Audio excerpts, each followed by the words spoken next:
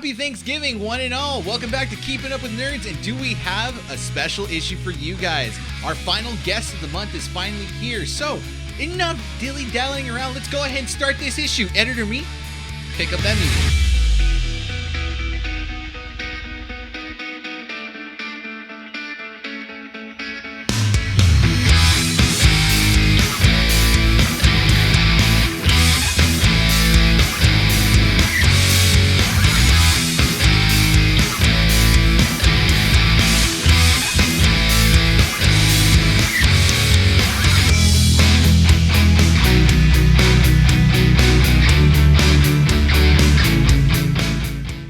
From 12920 Philadelphia Street, Whittier, California, in the heart of Uptown Whittier. Keeping Up with the Nerds presents issue number 75. My name is Bryan. And Nick. Rene. And welcome to the show. Issue 75. Yes. Milestone issue. Did anybody else forget? Of? This was 75? Yeah. Yes, until we got here. But let's go ahead and just start off the episode because we got our final guest. Finally here. That's why Rene's holding the camera. That's why it's like awkwardly. you're getting like the money shot right now. The money shot? You're not even looking at the audience, dude. No. Why do you have the camera there?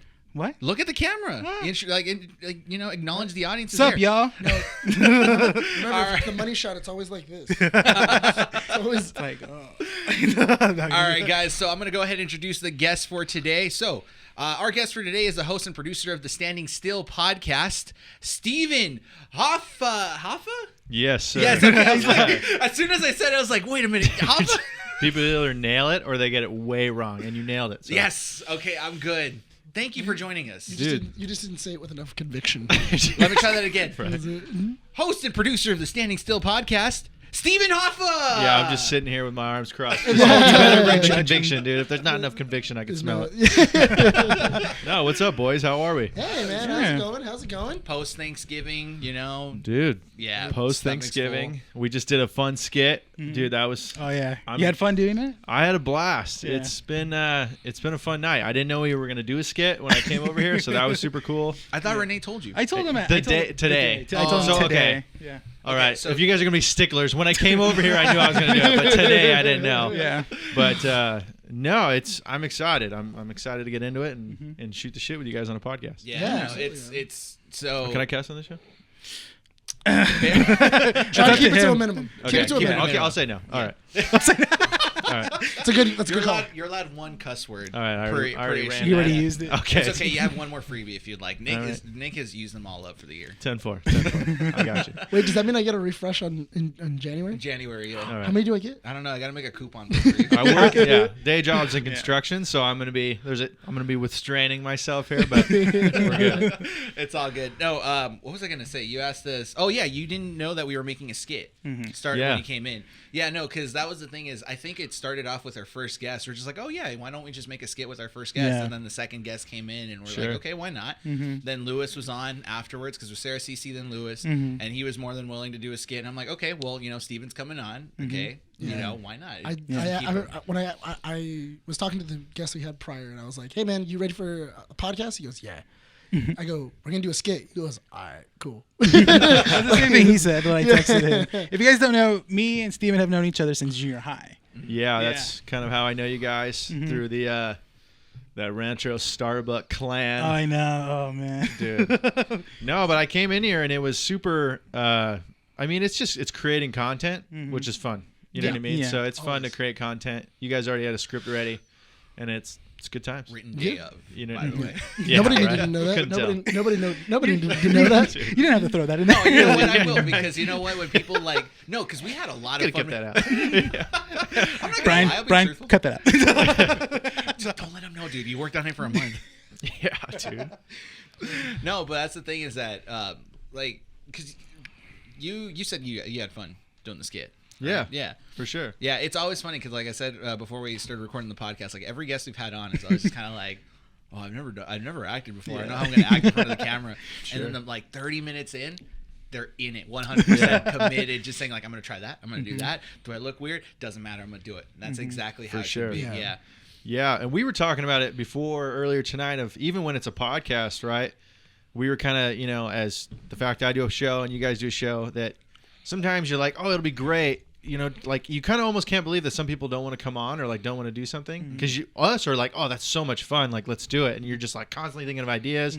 We couldn't stop laughing the whole time. There's so much funny B-roll of us doing the stupidest thing in the skit that I hope makes it into the end or something. But like, you know, it's fun. That's the best way to put it. If you're not going to, I think it was Denis Villeneuve, the director of Dune. Yeah. He did an interview with Variety. You know how they do those like short little interviews where they kind of take a clip of their movie and they kind of like highlight certain things. He said, I made this movie for one person and one person only, me. Yeah. So that's kind of like the belief that I want to live by whenever we start making things. It's like, if you're not happy with what you did, then the audience and people watching are not going to enjoy it. Watching Dune, sure. I totally see that. Yeah. Yeah, what do you guys... I've been pondering on this, and I think I've talked about it a little bit on the show, on one of my shows, but like this podcast and the skits you guys do, you know, your YouTube channel, do you guys view that as like an outlet for you guys? Or like, for me, my show is totally like on a personal, like selfish level, it's totally an outlet. You know what I mean? Absolutely. But you know what I will say before I answer your question? I will say that because we listened to a couple of your episodes for the Standing Still podcast, and yes, 100%. But it's not like, I wouldn't even say it's a selfish outlet. It's a interesting. It's a very conversational like outlet. Kind of like the way I see it is you're having a conversation with one or two people. Sure. Right? And you as the listener, whenever, as I was listening to your podcast, you're just kind of like sitting there kind of paying attention to the conversation, and you have this energy that just flows. Like there's no interruption. Really? It's a normal conversation, and it doesn't feel forced. Never mind, I was going to say something, but it's not a cuss word, but I'll let it slide. Never mind. No. Because like I know Rene put me on to the one where you guys were talking about different types of wines. Yeah. And everything else. That was really interesting because you guys were going into like the different methods. You guys were talking about how exactly to like see the notes and stuff like that. That was really interesting. It's kind of a blessing and a curse because I'm jealous that you guys have such a niche show, you know, and it's in the title. A lot of people are like, oh, what's your podcast about? And it's like, I've done so many different topics. There's no like one thing that you focus on. Right. I mean, it's kind of a lame, easy answer, but it's like kind of like Rogan, where it depends on who's on. You know what I mean? So for like that one that I did a few episodes ago with the wine, my buddy Will, who's been on, I think he's probably been on the most out of any I've seen. Yeah. I forgot about Will Small too. I saw it. He's I'm like, a good crap. dude. Oh, I for remember sure. him from high school. Yeah. Yeah. If I were to get married tomorrow, he's definitely my best man. But like, he's just a nice guy, and we've been friends since 7th grade. But no, I mean, I was the guy, like, I love the romance of things. Like, I love where it's like, I love non-complicated things that if you can still deep dive on. Yeah. You know what I mean? Like, I got into watches this year, and then he's like that with wine, you know? And so I was already going to pick his brain because once you have one girl over and you're like, I need to get wine, and you realize you don't know what the hell you're talking about. Right. Yeah. You're like, all right, I need you to take me to school on wine. So I was already going to ask him about that. Yeah. And then I was like, dude, let's do it on the show. And then he was like, oh, well, my because that's what he does for a living. He like sells alcohol. So he's like, well, my coworker is like a sommelier. So he came on, and then I was like, all right, I'll be the dumb guy in the corner, and you guys, when I was editing it back, you know, when you're like, when the show's going on, you're like, that's cool. I learned a lot, and I asked questions, and they answered them. And then I'm like editing it back, and I'm like, I really don't sound smart on the show. like, dude, because they're explaining things. I'm like, so like that, and they're like, no, like, and I'm like, Jesus, like, you know what I mean? Like, there was a part that made me laugh because they were like, I understood what they were trying to. They weren't trying to be like mean or anything or like make fun of you for not knowing. Yeah, it, but I'm they're just like, not that smart. So what do you smell? And you're just like, what do you smell? I know, yeah. They're like that. So what do you smell? And they're like, well, what's in here? And they're like, no, I'm not going to tell you that because you're gonna smell it once I say it's in there. Yeah. So that was pretty smart that they said that, but it was everyone always says grapes, and that's totally fine. It's like, okay, thank you. Grapes. Well, it's so weird, and I said this in the show, like. Normally, I'm pretty articulate about things, right? Like, I mean, I have an internet radio show just talking about nothing, you know what I mean, and anything. And then they're like, all right, what do you smell? And you can smell that it's totally different, and you're picking up that it's something different, but you don't know how to describe it. And then once the guy's like, I smell this, and you're like, yep, that's totally it. And it's weird. He's like I smell butter, and you're like, that's the buttered popcorn, right? Yeah. Oh, yeah. And then he's like, I smell some grapefruit. You're like, yep, that's like I smelt it, but I had no. It's so weird. So the whole like certified sommelier thing, like they do have a palate and they can pick it out. It was cool seeing that like right in front of my face. But yeah, so I'll do a show like that, and then the next one will be me and some friends. I realized I kind of have built myself into a pattern. Because they come out once a week. They come out every Monday. And I'll like do some interviews and do like have some people on because I want to know, or like do the wine episode. And then I'm like, oh my gosh, I'm so burnt out.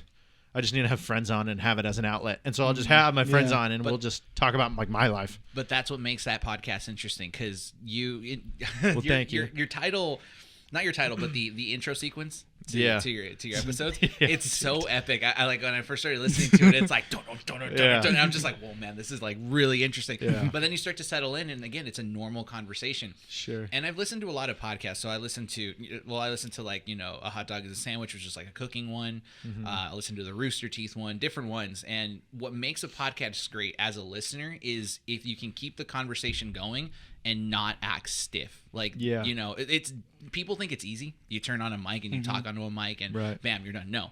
How do you keep the conversation going, and how do you engage with your listeners without knowing that they're listening? Right. And as you're conversating with your guests, you know, be it friends or someone, you know, that you just want to have a conversation with, if you don't force feed it, it's pleasant.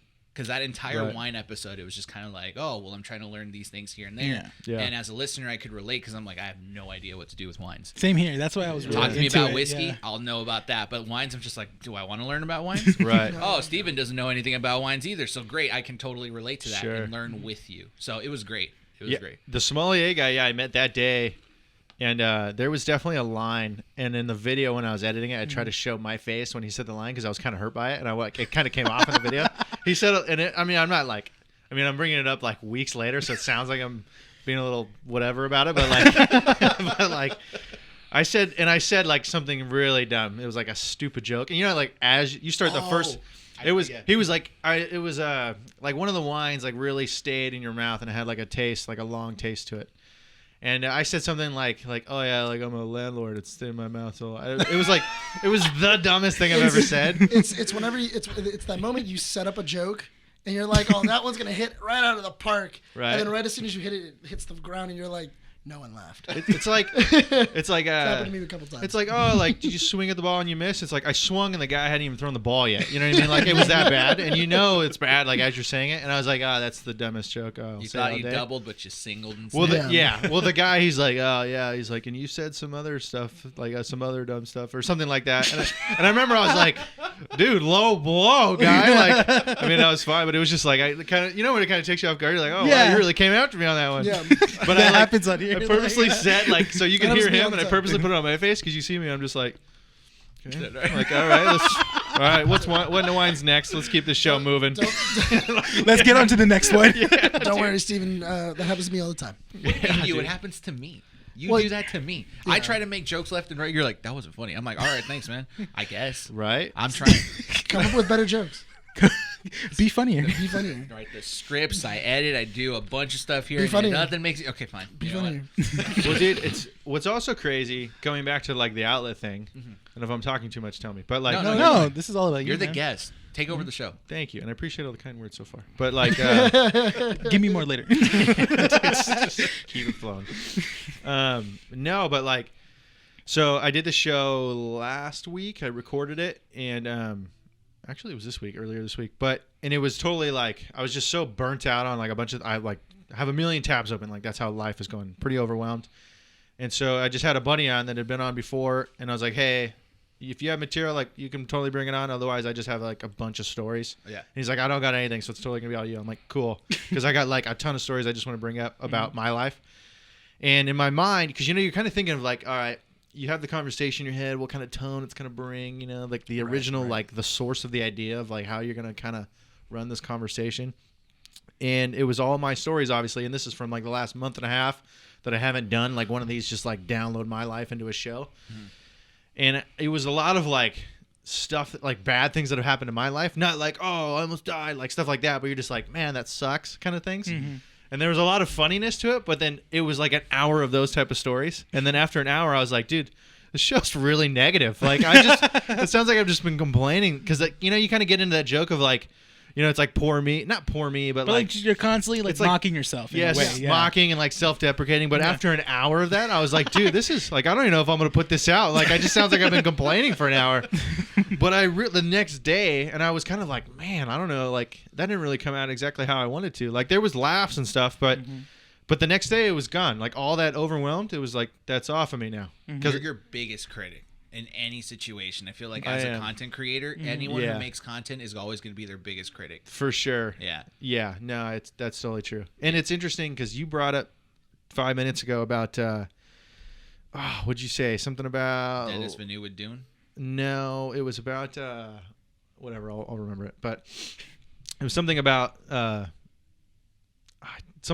critic and what we think about our podcast, or people that come on. Oh, they're like people just like, oh yeah, you just talking to a microphone, it's easy. Oh yeah. How they, And for me, I come from the other end, right, where it's like some people you need to kind of like, all right, maybe you're too cocky.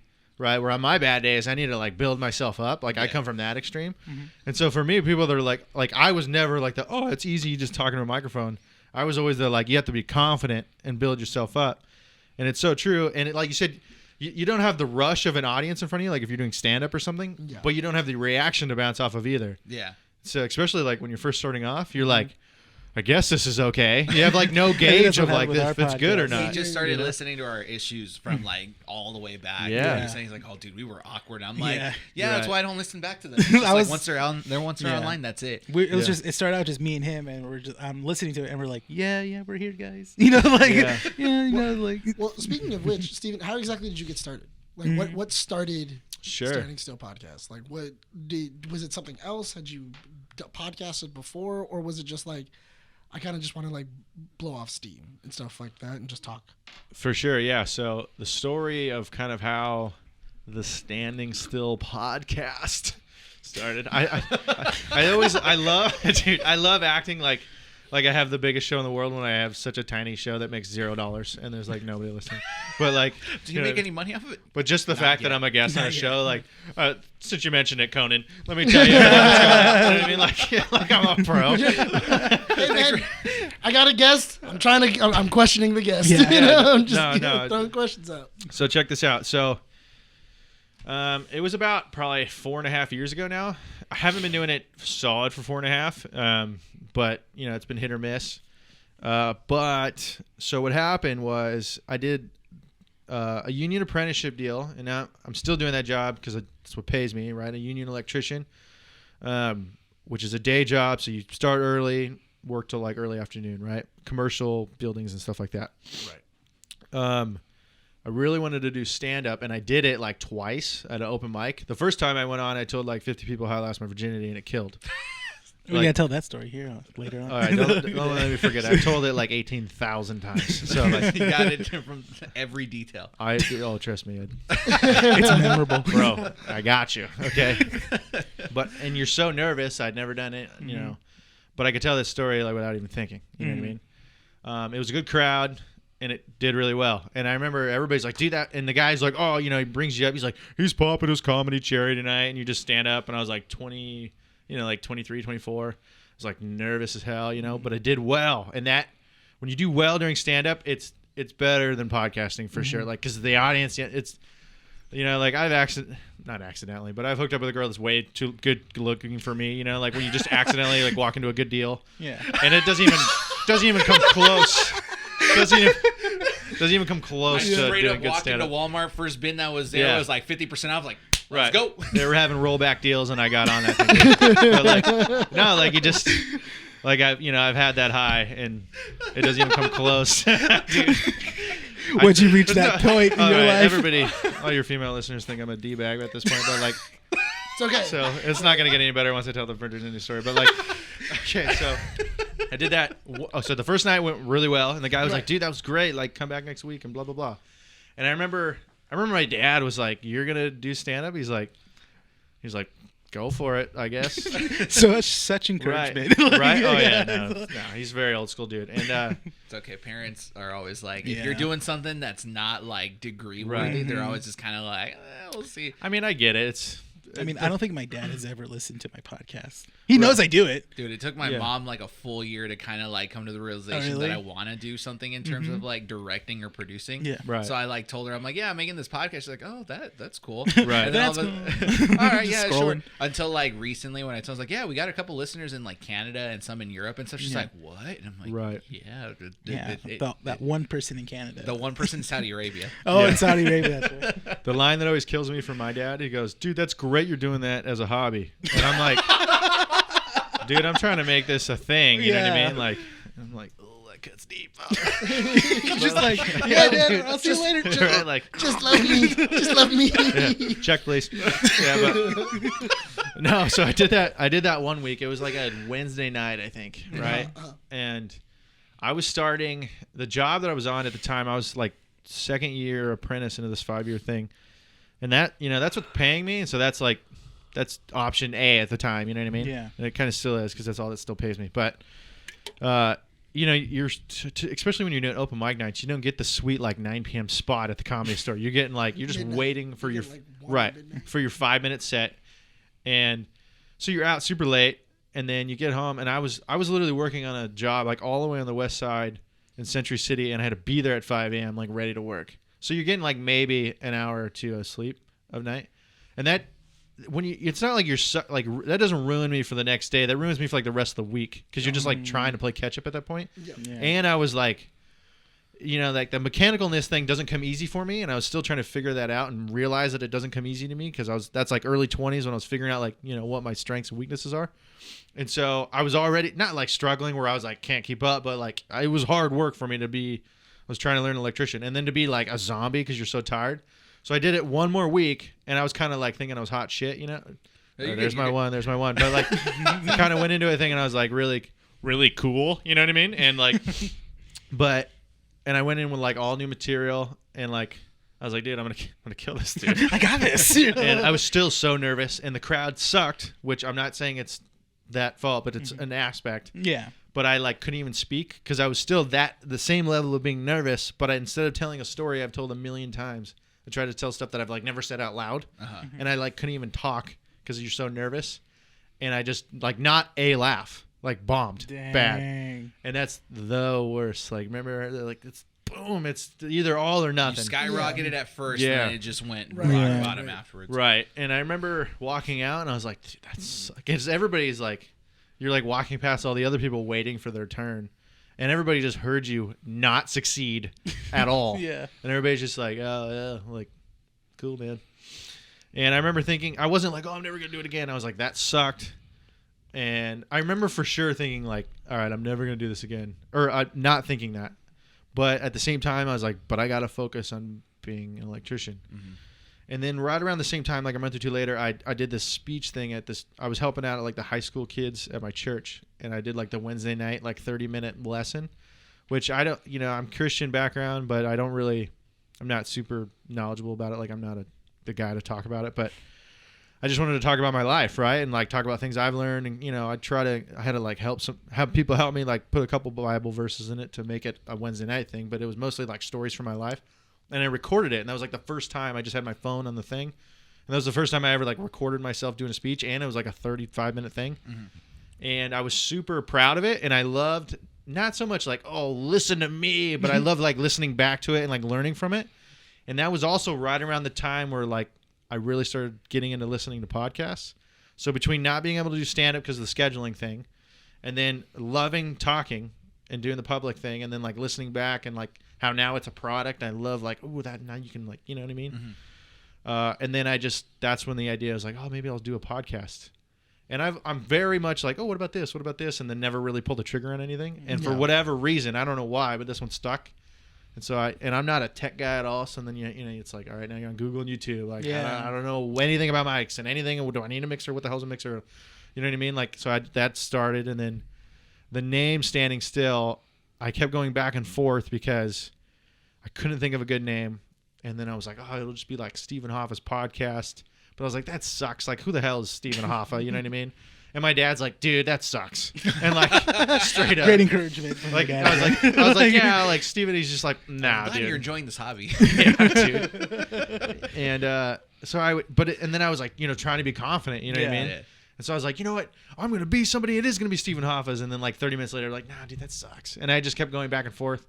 And then it was like 3-4 weeks in. I remember I was at a buddy's house and I was like 3 beers deep. And I was like, everybody else was like doing stuff. And I was just sitting in a chair, like trying to think of a name. And then once I thought of Standing Still, I was like, that's it.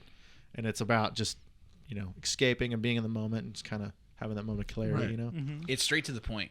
Yeah, like that title. Yeah. That title. Yeah. It's good.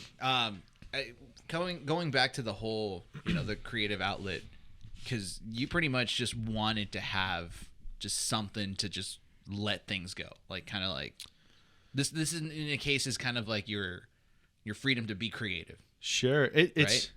Yes. You learn a lot.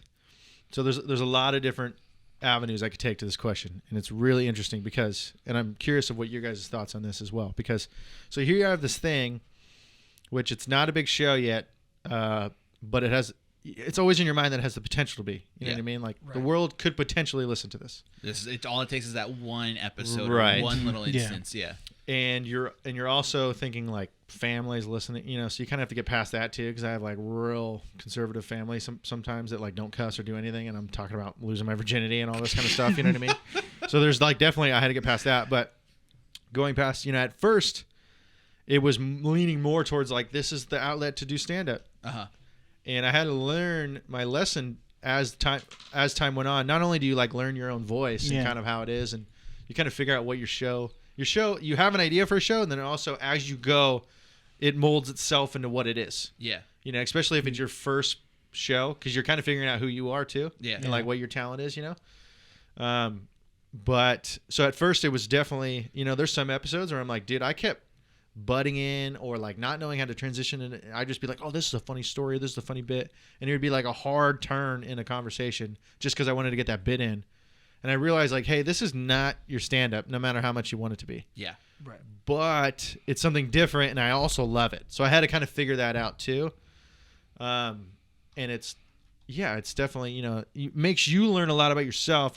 For me, because it's a lot about my life too. Like I said, you know, when I'm not totally just interviewing somebody else, it forces me to like reflect on my life. Mm-hmm. So you're super self-reflective. You're always trying to learn things because you're always trying to teach things too, in a way. Yeah. Mm-hmm. And that's kind of the best way to learn something is to teach it.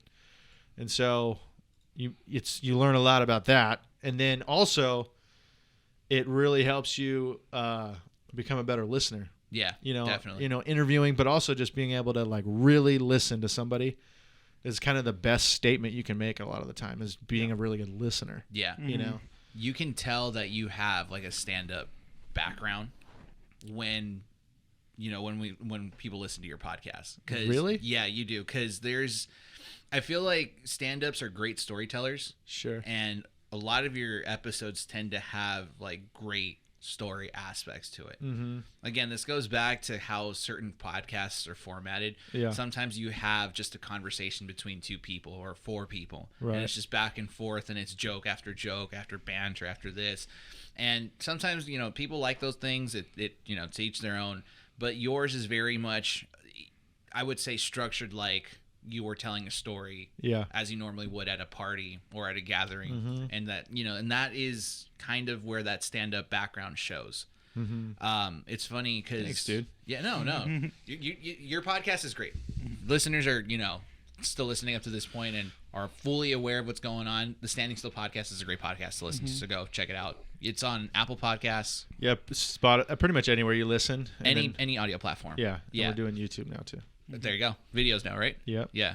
You do great jobs on your reels, by the way, for Instagram. We got to get into that. I know we keep. Yeah, Nick tells it. He's like, you got to do the reels. Nick, I'm already editing. Dude, it's a lot of extra time, dude. Yeah. It's a lot. Nick, stop getting on my case, damn it. I know you're thinking in your head. I'm not thinking anything. I didn't do anything. Nick, shut up. So far, I've gotten yelled at twice by Bryan today. Yeah, because I'm prepping silent. For it. Look, I'm like self-aware of what's going on. It's a lot of work. Because the thing is that because you did stand up, the number one thing in which I've been telling them that I've been wanting to get us to do is panels. Yeah, you know, panels at like Comic-Cons, panels at expos, different stuff like that. And that, because I've done it once, I've done it like 2 or 3 times, but it is a different audience, because you're doing the same thing that you do in this bubble. Right. And now you're hearing your jokes land, or you're hearing your jokes miss. Kind of scary. It's kind of like being on, you know, stand up, because now you're trying to have this conversation with everybody, and you're trying to make sure that live, I'm trying to keep everybody like entertained. Engaged. I'm trying to keep everybody engaged. I'm trying to keep the conversation. They are a part of that conversation without necessarily speaking. Oh yeah, no, you feed off of it, dude, for sure. And then it also really helped too, because at the end when we had done it, we actually added a Q&A portion to it. We're just going to open up questions and then everything like that. Yeah. And that got funny too, because then we started using that as like our own comedy and stuff. And I feel like that's another aspect of performance that we haven't touched yet, which I really want to. But you know, the more I do self-reflection on like the things that we've done, because I don't know if you know this about, you know, Rene and I, but we've had several different projects before establishing ourselves solidly on this one. Right. So I've had, I think, 2 or 3 different podcasts that I've tried to do, and one of them failed miserably because there just wasn't commitment amongst the 3 of us. It was just kind of like everyone had different ideas, and all of a sudden I'll show up on this date. Last minute, I can't show up. Sorry, I'm not going to be there. And then it's just frustration. They would get mad at me because it wasn't their way. Yeah. There was even an episode, I don't know if you remember. It was like one of my co-hosts like just stopped it in the middle of like a 15-minute podcast. He's like, what are we talking about? Because I have no idea where this is leading to. And I'm just like, well, we're just talking. Yeah, we're just talking. You literally just ruined it. Right. Well, if we had any momentum, it's gone now. Yeah, it's gone now. We got to start over. Out. Yeah. And then I had one that it was on YouTube called Drinking Matters. And it was just me interviewing some people just about different conversations while we, had a drink. Right. And that was okay. But you were doing that one through wasn't it like Discord, right? Through Discord. Yeah. But that got complicated because I was also, I think I started that, and then Rene and I started our podcast, and I was just burned out. I was like, I can't schedule guests for mine. I can't, help produce with what's going on over here. Yeah. So that basically died out. And then Rene and I, literally, we just kind of like, in the middle of a conversation while I was picking up some stuff here at the comic book store, we're just like, we already talk and spend like 2 hours conversating about like, random stuff. Why don't we just make a podcast? Sure. And it was this kind of like, you know how like you talk to someone and you're kind of afraid to commit to a relationship. We're just like, I'm not so sure. It's something new. Yeah. I was the same way. I've been betrayed so many times. I'm completely aware of this. Yeah. That's how Rene and I work, because we're just like, well, should we start a podcast? Should we start a podcast? And he's like, well, I've been burnt out so many times and I don't know if it's going to work. And I'm like, no, you can trust me, Rene. Right.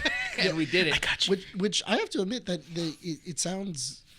I don't know how exactly you do it, because you have to have a guest. That's another thing. Yeah. Every episode, it's just you. It is by yourself. Because for us, like, we don't necessarily need a guest. There's 3 people to talk to, and we have to show up just every Friday night. Yeah, we just have to show up with energy and caffeine. But how exactly do you kind of go about, like, okay, last episode was good, but next week I'm gonna do this. Like, I'm gonna invite this person on because I want this like kind of story.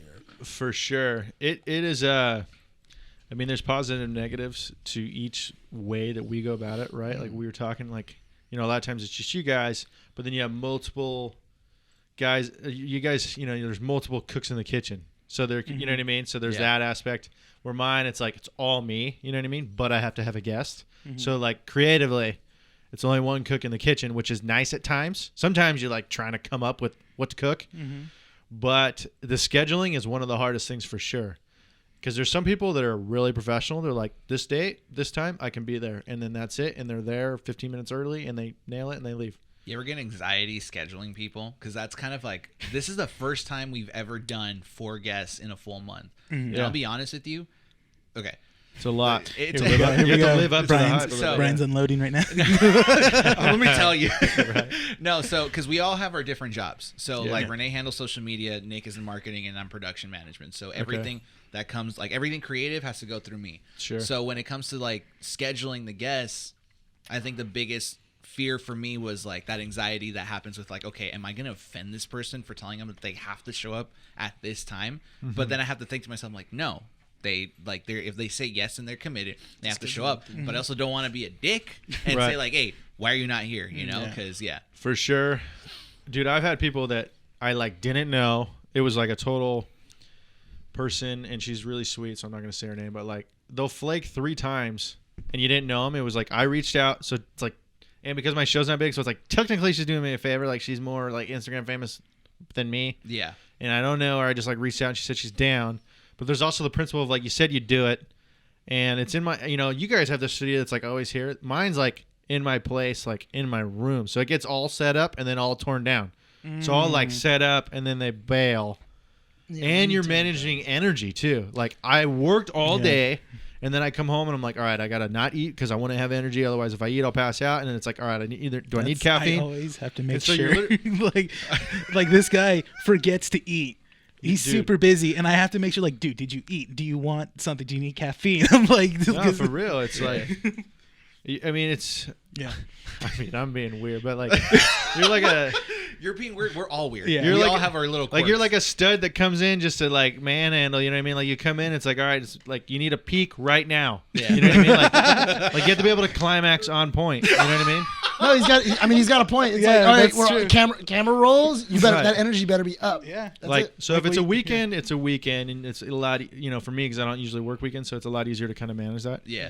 But like for a weekday, like if it's a Tuesday night, so I'll wake up at 4:30 to be at the job at 6. It's somewhere in LA. Work from 6 to like 2:30 if I'm usually not working overtime right now. Come home, get home at like 3:30, shower. Hopefully, usually my kitchen's a wreck 'cause I'm terrible at doing dishes, so I gotta like clean my whole place, make sure I have the material, and then like set up the studio. It stays like partially set up, but set everything, and then now I'm doing cameras, so like all the camera stuff gets taken down, the lighting, so that I have to do all that, get everything dialed in. And then it's like, all right, because if they don't bring it, I can fix that. But if I don't bring it, it's dead. Yes. Do you know what I mean? Yeah. So You want another compliment real quick? What's that? So your videos, they don't look like they're being filmed in your room. It looks kind of like That's what I looks like thought. a professional When you studio. said your room, I was like, Oh, it's in my bedroom. oh, Yeah. I was like, Literally don't, because it's a black tarp in the Yeah. background. Dude, it's a the lot of tables work are to great, make and it your look like mics that. are like professional too. I'm like, it feels like there's bigger space. There's a When you lot watch of it. trickery going on. For sure. Dude, it's totally the Wizard of Oz. Like, yeah. was it Steven that told you that he liked the way we like produce your stuff? Was it you that said that? Because you were telling me how like we were in here and like how we had the aesthetic of everything and stuff. I like can't that. wait to have a specific room. For one, not to have my actual own room again, but like I love that you come in here and there's a vibe to it. Yeah. Mine is a vibe too. Yeah. Because mine is just like, since it's all black curtains around it, so it's like just the conversation. Yeah. You know what I mean? But here it's like, you guys always say the comedy thing, so you have all this stuff, and then you have the brick wall, which adds a vibe. Like, so you guys have a lot of vibe to this room. Yeah. Where mine, it was kind of like, all right, I just need to block everything out and make you forget your. Like, if I did it and everything was open, you'd be like, dude, this is such a sketchy setup. And dude, you have We're to gonna tell, record, guys. Like, if you have if you have a chick come over, you gotta like let them know before you can't just It's blindside not 'em, freaky. I'm not like, gonna be why? right. Oh, it's a weird vibe to just like walk in, like, who the hell is this guy? What does he do? But like, Oh yeah, I could only imagine if you have never met someone and then you then invite them into your home and then go into the bedroom There's cameras. yeah. and there's just cameras and mics set up. Right. How awkward that is, and it's like, oh, it's okay. We're gonna talk about this today. What? Dude, I've had a guy that's like a big time superintendent in one of the biggest electrical shops on my show before. Like, this Yeah. guy's pretty much answers to the owner of a company that's worth like hundreds of millions of dollars. And so he's like, so that's your roommate's room, and then this is the studio. He's like, where's the third bedroom? Like, where are you? And I'm like, dude. And I like pull back the curtain, and there's my bed. And he's like, oh man, whoa, check that out. He's black, by the way, but he's like, oh man, check that out, dude. That's my black. That's how we responded. I'm not just assuming that. That's how we actually I responded. love how you have to. Yeah. Right. Disclaimer at the bottom. Right. Disclaimer. Like, Steven does So- much charitable work. He's a nice guy. No, but like I had the opposite response. So when like Rene comes up to me, he's like, "Yeah, Steven really likes the way we like produce everything." I'm like, "What, dude?" I'm literally like, me artwork. And when I looked at yours, I'm like, "Oh, that looks like that looks like good quality stuff." You come on, and you're just like, "Oh, it's just my bedroom." It's just with my black bedroom. tarps." See, my Everything's table's covered. like a $25 table from Walmart that you like fold up and put in the park. I'm not Yeah. even looking at the table. I'm looking I know at you the can't. You mics. can't even see the table, but like all the stuff is set up, and I'm like, how close is everyone? Because I know like as It's a setup, tight. like it's It's- tight. It's a what's- tight little square. It's pretty tight, especially now that there's cameras. So it's there's the table, and then it has one mic on one side for me, and then I Yeah. have my mixer and blah blah blah, and the laptop, and then there's 3 mics on the other side of this table, and so that's kind of tight. What really made it tight is now that I have 3 cameras on tripods and 2 soft boxes for lights. So those are kind of big that like take up headspace. So it's kind of like, all right, everybody sit down, and then like I have to set up all the camera angles, and then I'm like tiptoeing and like kind of Alice in Wonderlanding into my chair to like get going. Yeah, just Relatable. don't move. Right. Don't move. Yeah, no, really. It's like, all right, get comfortable. But it is what it is. I hope it blows up because I can't wait. Similar to what you guys like. I can't wait to be like, yeah, we did it at the back of this comic book store that this guy worked at, or you know what I mean? It's like, dude, if people that are in a I was almost about to say that word, but if people that are in a crappy apartment, like, oh, I need to have a studio. It's like, dude, no, you don't, because I did it in a super crappy apartment. Yeah, you just need to have the creativity, the energy, and the willpower to keep going. I think it's Kevin Smith. He says it a bunch of times in his podcast. Early on, he goes, "This isn't hard. Like what we're doing is not that hard." Yes, it is. No, at the beginning of the show that it was. Hold on. But what he's saying is he goes, if you have a idea and you have a conversation that you want to have with somebody, and you have an idea for something, get a mic, get a camera, and start recording. Yeah. And then eventually you'll get the groove of it, and then it'll become something, and everything else. Like podcasting isn't. It's not rocket science. Yeah. This is a performance. Yeah. Mm-hmm. It's a performance piece. And eventually, no matter how awkward you may be, you eventually get over it. Yeah. And you get used to it and everything. Because I know that like a couple of our guests, they were a little awkward. What was it? They were not necessarily on camera, but they were a little bit like, oh, I haven't done that before. Yeah. Or I haven't, I'm very nervous to get on, or I'm, I don't really, like, what about if I ruined the show because I'm on. Right. And it's very much like you were saying, that's our job. That's the host's job to very much go, okay, you don't worry about whether or not you're boring. I am here to make you interesting. That's the thing. Right. It's not, we had to encourage people like, don't worry, you don't have to carry the show. It's our job to make sure that, you're here, you just talk about yourself and we keep the conversation going. That's our job. Yeah. Yeah. It's my job to make you shine. Yes, yes, basically. Absolutely. Yeah, because some people, you could tell, it's like, I've heard this story before. It's great, and you're fumbling through it. Like, it's not like, well, let me finish the story, but you set it up, and the biggest, how do I put this without sounding weird? I was gonna say like compliment to give myself, which is it's not who I'm about, but like pat yourself on the back. Well, the biggest tell, like pep talk almost in a way, right? Yeah, like the biggest teller for me. Or biggest tell of like, all right, I did a decent job is like when you could see that the person at the beginning is like uneasy and whatever, but by the end of it, they're super comfortable and they're killing it. Every guest we've had on so far. Mm-hmm. Yeah, because everyone is just like, they're kind of like, oh, well, what kind of energy do you want me to bring? Mm-hmm. And it's not until because that's honestly, if there's one thing I could appreciate about the three of us kind of like just putting the energy towards this podcast or this brand, actually, the project, is that we're able to kind of bring that self-energy that everyone is kind of weirded out by and just expressing it on camera. Right. So like, because our podcast is one of the side things that we're trying to do in terms of like what we want to do with our what do you call it? It's not a project at this point because we're portfolio. It's a brand. It's a brand. Yeah, it's a brand. So like with our brand, we were at the beginning, when Nick first came on, we were doing Let's Plays with video games with, and that became difficult because we'd have to be at my place where I have my PC and my Xbox, and we tried to do that, and that wasn't a vibe. Then we started doing skits. We started doing videos where we were like kind of doing reviews on like TV shows and stuff like that. And we would do short skits at the beginning of the episodes. That was fun, but the edits were like towards the end we did a lot of skits with those videos, and which still haven't been put up, but it's because we were piling on ourselves. Yeah, because a 20-minute video takes about 2.5 hours to 4 hours to edit. The way I do it, bro, and it's just dude. I'm doing 1.5 shows with 3 different cameras. I gotta ask you about like why, because like, one of your Instagram posts is like, oh, when it was only audio, it was 1.5 hours. Yeah, I was in a bathtub saying it. Yeah, you're like, yeah, I'm sweating. You can see my chest hair. That's interesting. That really stuck in your mind. No, but also on your channel, you post like little snippets of your previous episode. So okay. I'm glad I was going to bring this up anyways.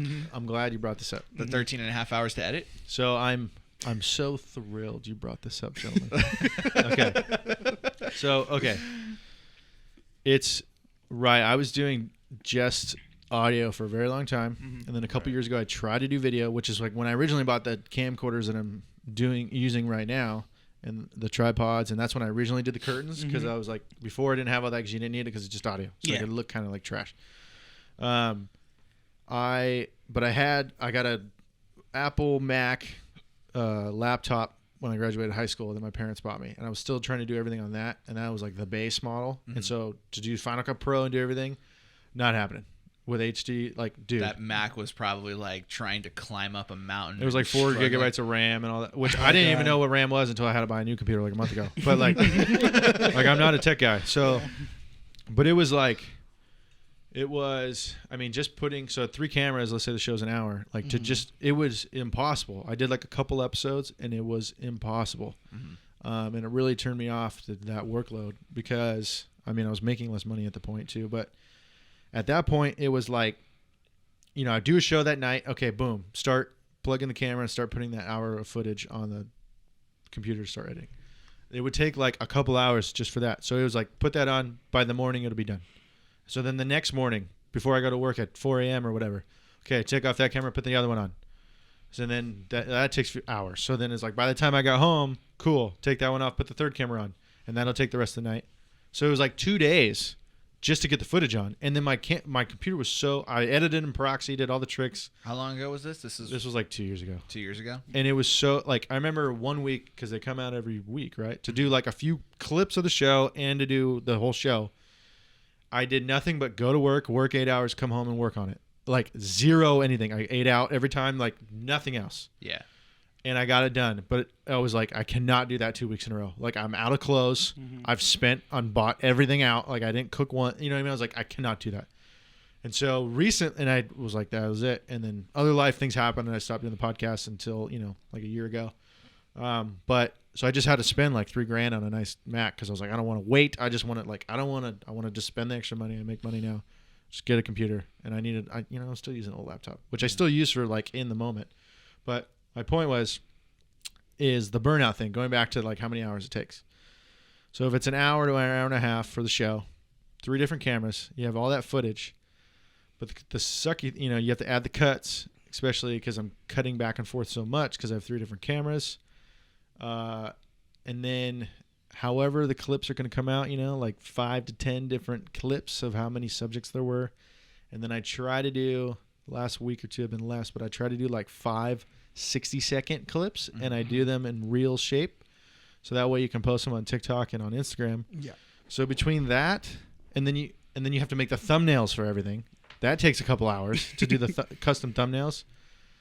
So so you figure the first thing you got to do, which it doesn't take that long, it takes me maybe 30 minutes to put all the footage on now on the new computer, where it took me 2 days just to do that last time. So now I got all the footage on, and then I got to just run it through all the podcasts. And sync it up with the audio, and then make a multicam, blah blah blah. So then I can just literally clip back and forth to now. Okay, you do use multicam? Yes, I do. Okay, thank God. I was like, because I didn't know multicam was a thing until we started doing the mini cast. Yeah. Okay. So I literally YouTubed. I'm like, how to do multicam on Premiere Pro? Oh, you literally do this, sequence it, and then you can just press 1 or 2 to switch on cameras. I'm like, yes, thank God. So it's great, right? You just press 1, 2, or 3 for me because I have 3 cameras. Yeah, and it just cuts back and forth. And I could do it where as it's going, I could just press it. So if it's an hour and a half podcast, it would take me an hour and a half. But a lot of times it's like it should cut, and it takes you a second to press the button because you're watching it live, and it's not perfect then. you lose track. I was supposed to press 1 right here. Oh, dang it. Well, plus sometimes it's like you're just kind of listening to it, and you realize you're like, oh, I haven't been switching because you're listening to the show, and so you end up, you're like, all right, cool. I need it. So you don't pause and cut back for every clip. Yeah. But it's not, if it's an hour and a half show, it doesn't take you an hour and a half to put the clips in. It might take 2 hours or 2.5. There's a little bit of extra time there. So that's that many hours. And then it's like, okay, I try to put markers in there, like as it's going, like I know, like that's when I ask this person a question. So that could be a clip. I'm trying to like think of how I'm going to break it down. Brian's looking at me like, yes. And I didn't. No, because I could totally do that. Oh yeah. I didn't know how to do this like a month and a half ago. This is all self-taught. Yeah. No, I know how to do it. It's just I just didn't put the 2 and 2 together that I could be doing that. It's. I mean, and I've only done 4 episodes again. So I'm. Your workflow gets faster. Yeah. Like it's not quite 13 anymore. I've gotten faster. Yeah. And you kind of get into like this is the style of thumbnail I use. You kind of like get into a flow. Right. So then there's that, and then it's like, okay, I need to cut and figure out how many. The clips are easier because once you figure out how you're gonna you just literally like this span of the whole show, and now you have all the cuts already. Grab that, copy and paste, and then I already have like made where it's the logo, outro, and intro. Yeah. Blah, blah, blah, check out our YouTube channel. It's just the outro and intro. Yeah. You take all your 60-second clips you want, you make those. Same thing, little outros I already have for that. So that's pretty easy because now you can export that and start uploading those. Yes. Right. But the thing that sucks, what I always don't want to do, and it doesn't take forever, but it's just like it's production and it sucks, is now I got to make an intro clip, which means I got to set up lighting, because usually I recorded the episode like 2 weeks ago, so now I got to record me doing the intro, which means I got to set up another camera, and it's like a whole nother setup, you know what I mean? And then make the light, do all the lighting, do the camera, just for me to do like this guest, Ivory Kellogg this week, blah, blah, blah, blah, blah, like the 1 minute thing, introing her into the thing. So I got to re-record that and then add that to the front of the full episode. And then, when you export it, it takes a second to like export as an MP3, especially with the full show. And then it takes a minute, because I don't have the fastest internet. I have like the fastest I can get, but it's whatever. It takes a minute to upload it to YouTube. Minute? No, it takes like longer. For the full hour or hour and a half show, it takes like a couple hours to upload. Yeah, I feel that pain. 2.5 hours. Yeah. But you try to work it to like, while it's doing that, I'm going to do the intro to the audio. You're always working of like, while this is uploading or the computer's just working, I'm doing other stuff, because you know what I mean? You're always trying to stay busy. Okay, so you might feel my pain on this one, because I didn't tell you guys what happened with the Pokemon unboxing video that just went up. Yeah, what happened? So I don't know if it's happened to you before, but as I was working on the intro for that video, it took me maybe about an hour and a half to kind of like clip everything together and kind of get an idea of what I wanted to do for that intro. You mean the intro where Joey's kissing you? Right? Yeah, that one. Okay. Yeah. So as I'm like trying to put everything together and I'm stitching it, Premiere just decides to say, bye. Isn't that annoying? I literally, dude, okay, so I had my headphones on, and my fiance was watching, I think, Dancing with the Stars or something like that. I forget what she was watching. Every fiance watches Dancing with the Stars.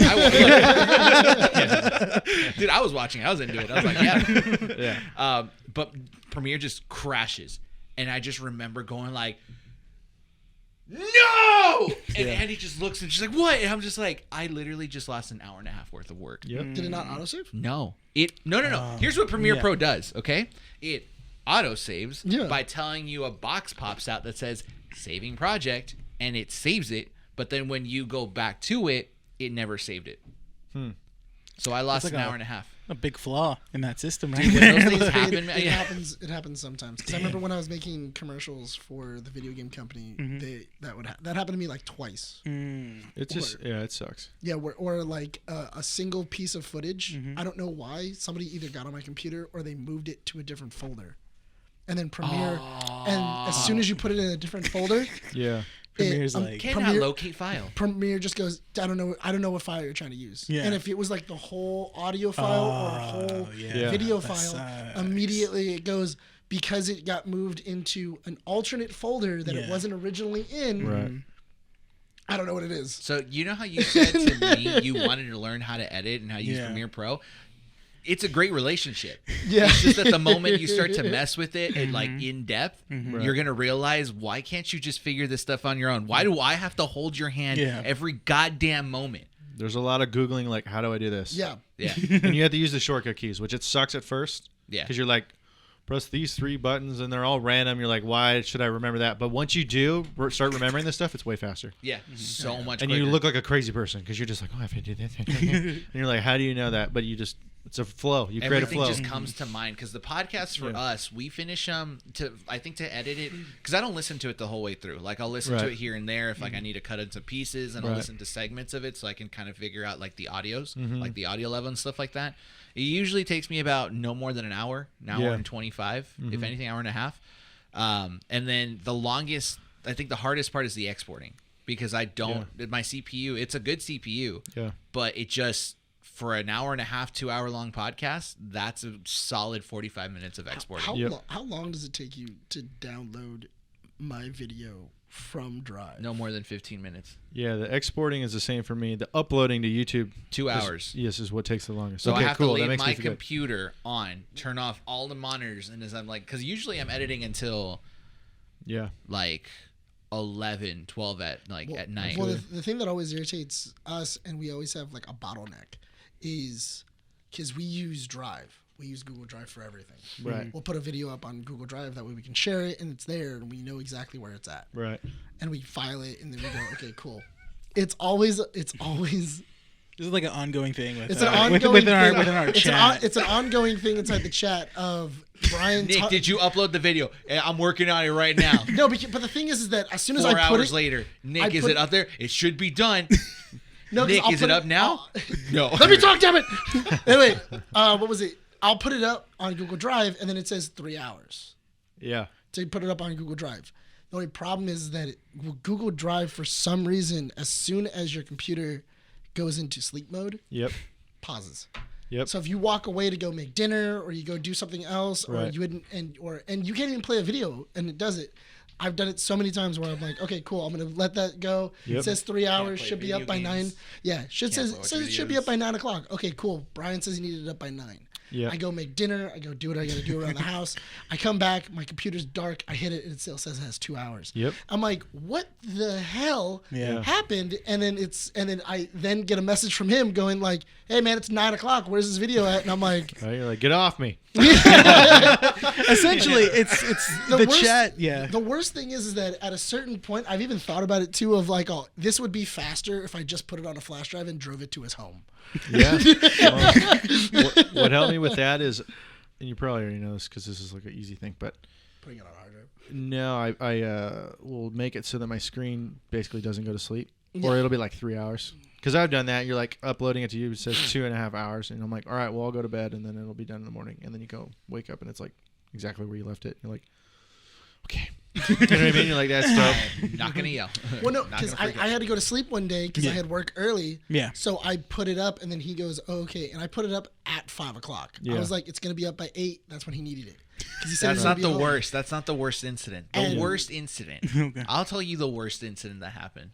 I fell asleep. No, that's not it. Ooh. So the worst incident was there was a podcast where Nick, I forget what issue it was. It was like 60 something. Oh. But it was the one where Nick. I stopped the camera. Yeah, he pauses the camera because he forgot to set it as an ultra wide. Yeah. And as he pauses it, he didn't realize that he stopped the video instead of pausing it, so it's split up into 2 files. It's at least 2 years in prison for that. At least. Dude, at least 2 years. He uploads the videos, and I'm just like, the hell? Like, why is this video? Why is this video like 5 minutes long? Right. So I'm like putting it all together, and I'm like, hey Nick, you uploaded the wrong one. Nothing. Nick, you uploaded the wrong one. It's like 10:30, still not answering. So I'm like messaging him all the way up until like 1 a.m. I think I woke up like at 2. Not yeah. Not awake. I woke up that morning and I just see all the messages. It's like basically like 30 to 40 different messages on the messenger. So Nick wakes up at 2 a.m. He's like, it's finally up. And I'm already dead ass asleep. I'm not gonna wake up at 2 a.m. when I have work at 7. Because what happened was that I needed to go to bed early because I had to wake up early for work. So did I, Nick. But he specifically told me, hey, can you have it up by 8? It was 5 o'clock when I got home. Yeah. So I was like, okay, cool. I'm going to do this. I'll make dinner, and then I'm going to go to bed. So then I did that, and then it was setting up, and he goes, oh, it still has 2 hours when I was falling asleep. So I was like, okay, cool. 2 hours. It'll be up by the time Bryan needs it. He can then do it. Mm-hmm. I go to sleep. I then wake up like around 2 o'clock to go to the restroom or something like that. And then I look at my phone, and I just see I've been blown up the whole time, like while I was asleep. It's just Bryan. It's just Bryan blowing me up, going like, "Hey man, where's this video at?" And I'm like, "I put it up." Like, somebody better be dead. I'm usually a pacifist. No, you're not. No, I am because I'm not gonna fight. I don't fight. 37 text messages later. I'm really passive aggressive. That's what I am. I'm a Pisces. I'm a Pisces. The way you yelled at me was like I owed you money.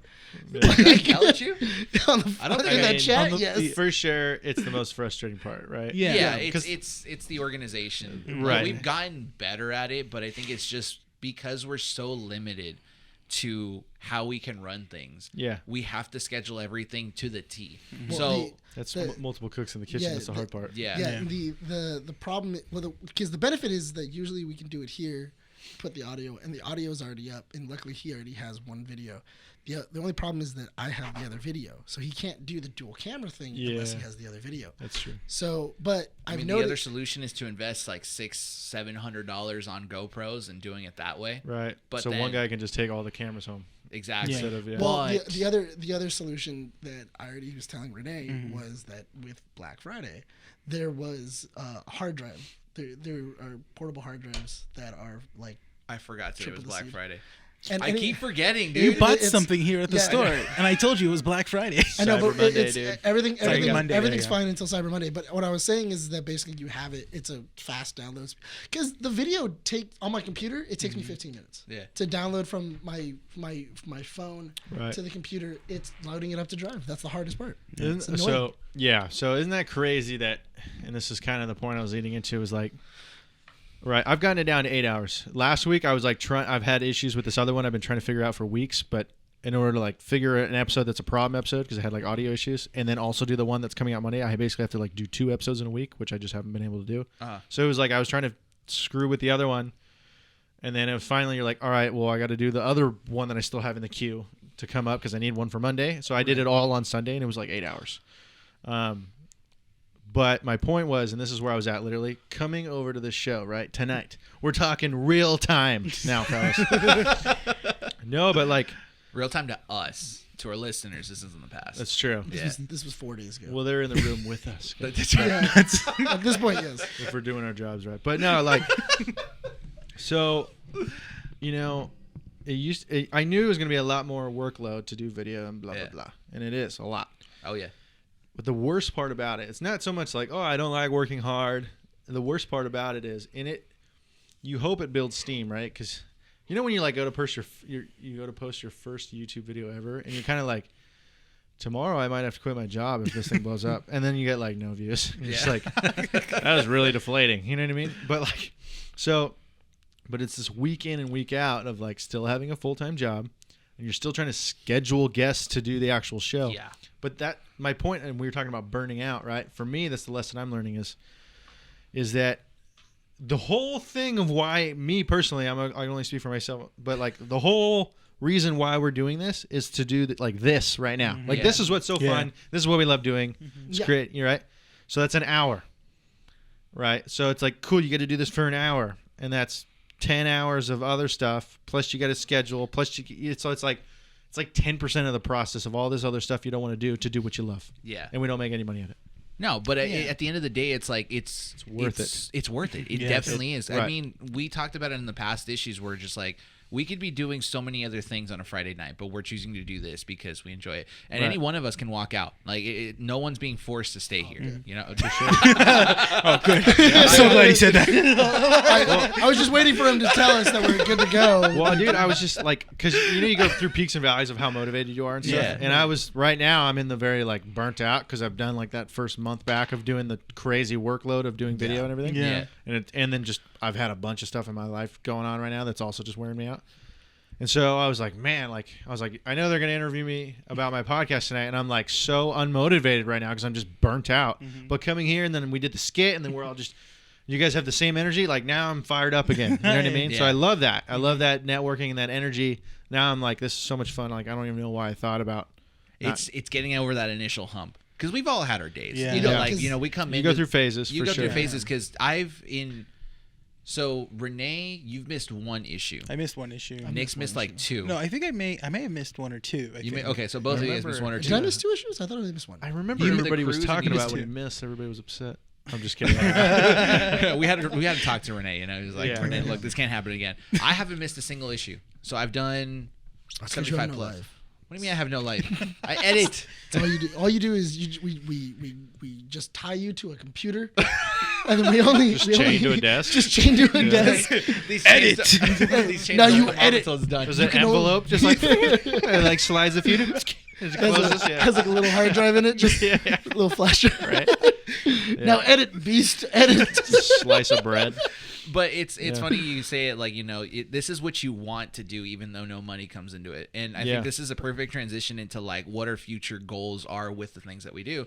Because, you know, Rene and Nick and I have talked about this multiple times about what we're looking to do. Like, obviously, if you're looking to make money out of this kind of stuff immediately, personally, I don't think you're going to succeed because you're always going to be stuck on the fact that you need to make an income. Yeah. If your goal is an income, you're never going to do it. Right. Because an income, you know, could be for a lot of people getting a livable wage out of this. Sure. To also invest in certain equipment and to keep growing and all this other stuff. But no growth is going to happen if you don't, you know, develop yourself. Yeah. So I look back at the work that we do, And back then, it was kind of simple skits. We didn't understand lighting. We didn't understand how to act. We were super awkward in front of the mic and the camera. Yeah, and we learned to kind of like not I shouldn't say cut corners, but to like make stuff easier. Yeah. But then now we don't do that anymore. No. Right. And I'm personally, for me, I'm a lot more confident in my writing. So I can literally look at something and be like, okay, this is what I want to show in the script. This is how I want to do it. And I've been a lot more confident in doing so. Sure. When it comes to like Rene's acting, for example, I remember that one of the things that you were mentioning to me, Rene, was like, there's certain ways that I don't feel comfortable being in front of the camera because I don't know if it's going to come out a certain way or right. Now he has no issues with it. He's perfectly fine with it. And Nick as well. Nick used to be very quiet when it came to like giving his opinions and stuff. Now he's more like, yeah. What? No, yeah. Because you were. I'm picking up what you're putting down. Yeah, Nick used to be a huge pussy, dude. I'm just kidding, dude. The tables have turned Nick. Kidding, man. No. I'm kidding. It's the last two episodes. It's been like attack Nick. Just fine. I get this. I get it. Dude, 70. I'm sorry, 2 issues, but me having to deal with it for like 70 plus issues. No, it has been 70. It's more behind the cameras that we pick on, Bryan. No. I know where Bryan's going with that. It's because when you get first introduced, especially as a new host, when there's already 2 established hosts, it's very hard to kind of step in and go like, oh yeah, like I'm gonna, let me interrupt so that way I can give my own opinion. Yeah, right. And I didn't want to immediately, as soon as I jumped in, to go, all right, well now it's the Nick show and I'm gonna do this. Basically where we're at right now, like, because sorry to interrupt, but like, how dare you? One of the things, because I always get feedback from my listeners when I come here at the store, because half of, I think, a good amount of our listeners come from customers that cool. find out that I have a podcast and stuff, and so they come back and I remember when we first started, everyone's like, oh yeah, you and Bryan, he talks so well, you guys just keep a conversation going, and I'm like, okay, cool. But then when Nick came on, everyone loved Nick's energy of how he always would, give Bryan to fish something out and just like make him angry. And it's just like, became the punching bag. And how like, I love how Nick is just like, they tell me like how he just always makes Bryan, to make sure that Bryan always blows up. Right. That's the ongoing gag. Okay. But then also Nick makes sure that we're also on topic as well, because I've noticed that we ramble on and Nick will sometimes go like, well, this is what we need to talk about now. Right. And stuff. So in terms of that's a hard position for it to be in, because it's like, all right, like, don't feed his ego. Well, dude, don't feed his ego. Saying like, no. You just activated something. I gotta say something nice. I've been picking on I do a throw up a boat. You know what? Because you got to come in. I mean, think about it. If he comes in and flops, he's out. Yeah. So he's got to come in and nail it, but not step on any toes. So where's that balance? I got to go in and nail it and let them still have their show. Yeah. 100%. There's a very slim margin. So we were he's balancing it so beautiful. Nick all of a sudden is just like, yeah, thank you. No. Okay, earlier, even on this one, this podcast, when we were talking about before you got here, we always talk about like, okay, so what are we gonna try to talk about? And it was like, we're gonna talk about how Steven got his podcast started, how we're doing everything else. For like the first like 20, 30 minutes, I noticed this when you did it. We immediately started kind of getting into it, and then we kind of rambled for a bit, and then immediately I was looking at the time, going like, all right, cool. And then that's when I went to go How'd ask you start the your question. podcast? Yeah, I know. He did that. I immediately went to go ask the question, and then I was like, okay, cool. Now we're back on topic. Now we're back to where our outline was. Sure. And stuff like that. And it's a weird line to kind of go like, okay, cool. I stuff like that. Jesus, ever since Sarah just decided now I'm just like, God. Now we're looking at our first guest like literally came on the show with like a notebook full of stuff, and she's like, I she took literally notes. watched and she all of our episodes. Like for her to bring up, like she's no, like, she I can bring this interviewed up. us. Like it was she put a reverse Uno card on us. She's a great guest. She was great. Never heard of that sex move. That's cool. That's tight. No, yeah, she literally came on the podcast and was like, so I've been listening to the podcast from issue 1 to 72. That's an interesting dynamic already. I know everything that you guys have done for the last 72 episodes, and this is what I've noticed. And these are the mistakes you guys have made. It was a good wake-up call. But it went to show how much we've improved, as producers of this brand. Right. And so when we think about what we want to do in the future, we think about we talked about it. We want to release merch, we want to release stickers. Eventually, maybe down the line, hopefully within like our 5-year goal, an office. As much as we love recording here in the comic book store, and we thank Susan a lot for giving us the opportunity to go, like record. Here, we eventually want to have a studio because we have a bunch of collectible items that we want to showcase in the background. Sure. Like for me, I watch YouTube more than anything. I don't watch a lot of TV. If it's TV, it has to be on a streaming service. Done. I'm the same. Yeah, and I always pay attention to the background. Like, what do they have? What can they showcase? We're nerds. We have lightsabers. I have like 6 or 7 different replicas of lightsabers from Star Wars. Yeah. I have, helmets. I freaking love helmets. I didn't laugh. I just, no. Why? Is it wrong for me to collect lightsabers? No, I'm just. Wait, what kind of lightsabers though? I wasn't like laughing at you. I was just like, I get you. Like that's the vibe. Yeah, because everyone has their vision for the show. Yeah. Everyone wants to produce it a certain way, and so that's what we're looking for. And eventually, if I want to teach both Nick and Rene how to edit, how to do small little like. In all fairness. We just need to know how you want to edit.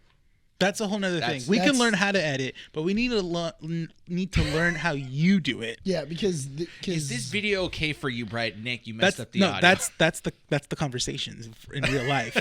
You say that, but that's how it is. But that is the ultimate goal, which I would imagine is the same thing with you, Steven. You want to go ahead and build and maybe have other videos, other stuff like that. Yeah, well, for me, I would still love to do stand-up, but I got to not be an electrician, and that's what pays me. Yeah. Right, and it pays me decently well. So that's the hard part but it's kind of a catch-22. I sound like my dad. So check this out. It's kind of like a catch-22, fellas. Check this out, okay? All right, stay with me here. Okay, my dad doesn't sound like that. I was gonna say, does he sound? No, he's not Kramer. He's like, not Kramer. Your dad tunes into this issue. He's like, that's not how I sound. Yeah, he's just like squinting his eyes the whole time. Like, so you were on that nerdy podcast you were talking about me. Right. Why? Like, it's cool. Your hobby friends got together. No, but like, I don't even remember what I was gonna say. But like, what were we talking about? It's a catch-22. Catch-22. I know that, but I got lost in the catch. I literally forgot. You said that you wanted to be a stand-up, but you couldn't because the electrician is pays you. The catch-22 is that I want to be a stand-up, but in order to do that, I got to not be an electrician. Yeah. But that's what pays me. But also, so it pays me well. But also, having that job, and it's a kind of physically demanding job, and it's commuting all over LA, and it's a lot. It takes you out, and we talked about managing energy, so it zaps away from the podcast too. Yeah. You know what I mean? Like I was a foreman for a while at the Rams Stadium, the Lake Park. I was electrical foreman for that. I didn't have the podcast going at that point. Like it's impossible, especially because when you're a foreman, you're doing all the overtime, and you just have like it never leaves your head, even when you're off the clock. You're just always going, so you can't do it. Right? That's why I stopped being a foreman, because I want to do the podcast. But yeah, so the catch-22 is, fellas, it sucks that what pays me takes away from the podcast and makes it so I can't do stand-up at all. Yeah. That's what sucks. And I've tried like doing stand-up here and there to like juggle 3, and it's impossible. It's so... Can't do it. You wish that there was more than 24 hours a day. Here's the thing. I've told Rene and Nick about it. If we could recreate the human structure, right? Oh, yeah. If we could... If we can just redesign humanity. There's some weird shit about to happen right now. Kind of. It's how he views like this is to like maintain out. To stay alive. Yes, I would redesign humans to not sleep. I feel like sleeping is useless. You're such a computer, dude. Yeah. We've had this argument already. I know. We've already had this argument. Like, because there's like, when I think about it from like only a guy with 6 lightsabers would say that. If only I could be R2-D2. Right. He's like.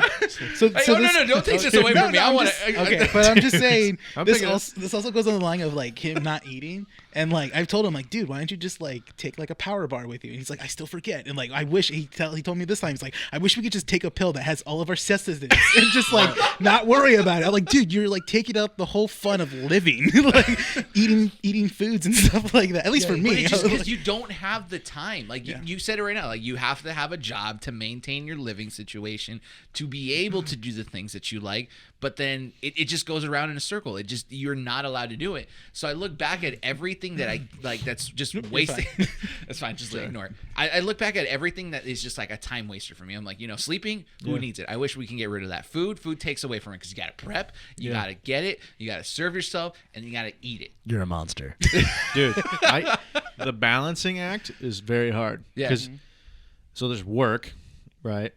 Which is, you just kind of have to schlep through that. Or if you like it, you like it, but you have to do that because everybody needs to get paid. And then you have this creative outlet, which I don't know about what you work here, so you kind of have a creative outlet at your job. Where mine's like not a creative outlet at all. It's construction. So yeah, it's like creative outlet, and it's what I want to do. So you like try to keep energy and passion for that. And if you're burnt out and not having fun, then it sucks too. Then the product actually sucks. Yep. So like that, you can't do that. Then you have the job because you need money, and then hopefully we have friends, so you want to see them. I mean, that's cool. And then you're dating as well too. Then if you want to date, and then if you want to try to be in shape and go to the gym and like eat right, and then if you have any other hobbies, like before I'd crash, I used to go dirt bike riding and mountain bike. Like, can't do that anymore because my wrist hurts. But like, so other hobbies, like to do all that in a week, it's impossible. Yeah, that's why you don't need sleep. That's why you shouldn't. You cut out. And the other thing I think about is walking and driving. I love driving, but like if we can just telepathically like go from point A to B, dude, just that'd be so much easier. You watching Dancing with the Stars with your fiance, and you just like look over to her, like you turn your head like an owl, and you just go, "Why do we even have to smile? It's such a waste of It's such a waste of energy. What if we were to just not even smile?" Don't even get me started. Can't you see my happiness in my eyes? Right? Like, don't even get me started on like personal relationships, man. I measure like my entire day. What is this, dude? Andy listens to this. Yeah, no, it's fine. Like, no, this is what I tell Andy. I've told her this. I'm just like, every day I wake up, I think of my life as a battery. As a battle? As a battery. Oh. As a battery. I wake up and I'm ready to grind. All right, Energizer buddy, relax. I'm at 100%, right? I like sometimes I don't even sleep, so I'm like charged at 60. So I got to consider. I'm like, okay, how do I spend my energy well? Right? I want to meet your girlfriend so bad, just because I want to see who you're plugging your battery into. But like, I just want to know what's connecting you. Like, what light are you turning on with that battery? You know what I mean? Dude. The one that doesn't want to smile. Do we even have to, like, why do we even have to smile? It's such a waste of calories. It's such a waste of Why are we blinking, dude? That's like a quarter of a second that's like being wasted where you can't see. Right? You're a piece of work, dude. I have so much. I want to see you give a best man speech. You're like, what if we just could teleport? You know what I mean? Like, the drive out here was so long. And I want to see you doing that. If we didn't have to smile. Yeah. So, I would save a lot. All right. So, everybody at the wedding's like, what the fuck? Let's go with So how much does this guy smoke before going up? I have to be constantly thinking or doing something because I'm afraid of my own mind. That's how, like... I think we all are. Did you just say I'm afraid of my own mind? So, okay, you want a little side story? Afraid of your mind, too, a little bit, dude. No, I'm just kidding. Little side story. I was at work a couple months ago, and... I don't think that was like around the time that we weren't writing scripts or anything. It was like a chill, like, it was a chill lunch break. And I had nothing to do. There was no videos on YouTube to watch. There was nothing. And I'm sitting there, I'm starting to think, I'm like, man, how big is this universe? Like, how significantly important are we? Oh, we're not. I know that. No, it wasn't just a simple You're no, the guy we're that not. starts Skynet, dude. You're the guy that turns it on. 100%. Not to see what it does, but just because. I'm tired. I'm tired of everything else. Let's just see where this goes. So I started to poor think. Elon Musk. I started to think about like how small we are, right? So it started here, and then I started to like expand out to the continent, then to the planet, then to our solar system, then the universe, right? And all the different galaxies that exist out in the world. Yeah. And then that led me to death. I think Andy doses you in the morning. She gives you So I coffee. started to think, I'm like, She's dosing what? the fuck out of Gives you uppers.